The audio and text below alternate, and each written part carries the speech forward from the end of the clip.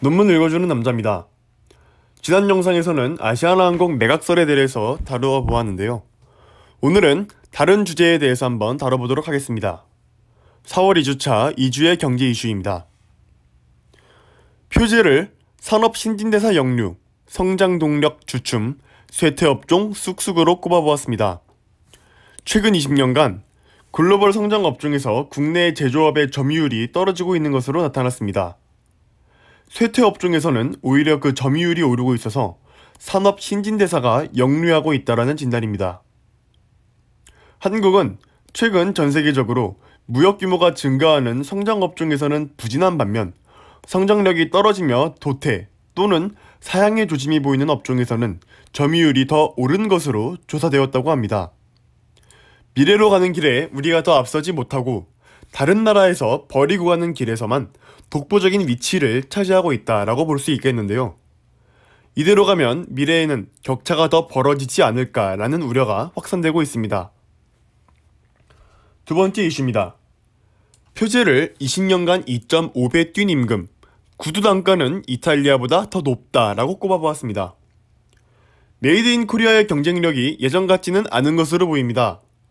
국내 공장에서 만든 구두보다 이탈리아에 외주를 준 구두 단가가 더 싸다라는 지표가 나와서 신선한 충격을 주고 있습니다. 똑같은 구두에 메이드 인 코리아와 메이드 인 이탈리아가 박혀 있으면 전 세계 소비자들의 손은 당연히 이탈리아산으로 갈 것이 뻔한데 한국에서의 생산 단가는 오히려 급등하고 있습니다. 이에 대한 원인으로는 우리나라의 높은 인건비를 들 수 있겠습니다. 한국의 인건비는 그동안 급격히 올라왔지만 노동 생산성은 미국을 비롯한 선진국의 절반 수준이라고 합니다. 경제협력개발기구 OECD에서 집계하는 국가별 임금 통계, 평균 연봉, 노동 생산성을 분석한 결과 한국은 지난 20년간 시간당 임금이 2.5배 이상 급등하였는데 이 인상폭은 미국의 2배, 독일의 3배 수준이라고 합니다. 즉, 한국의 임금 인상 속도가 유독 빠르다 이 정도로 정리해 볼 수 있겠는데요. OECD 회원국의 시간당 임금 상승률을 보면 20년 전보다 시간당 임금이 100% 넘게 오른 국가는 한국을 비롯해 유럽의 공장이라고도 불리는 헝가리, 폴란드 등 5개국에 불과하다고 합니다. 미국을 비롯한 주요 선진국은 임금 상승률이 60에서 80% 수준이었고 일본은 오히려 줄어들었다고 합니다. 2017년 일본의 시간당 임금은 1997년보다 9.3% 하락했습니다.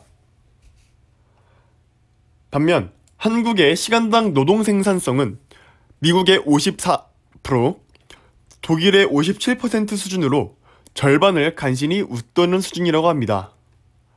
최저임금 상승으로 지난해 시간당 임금은 5% 급증했는데 주요국보다 인건비 충격이 점점 더 커지는 추세라는 그런 안타까운 소식입니다.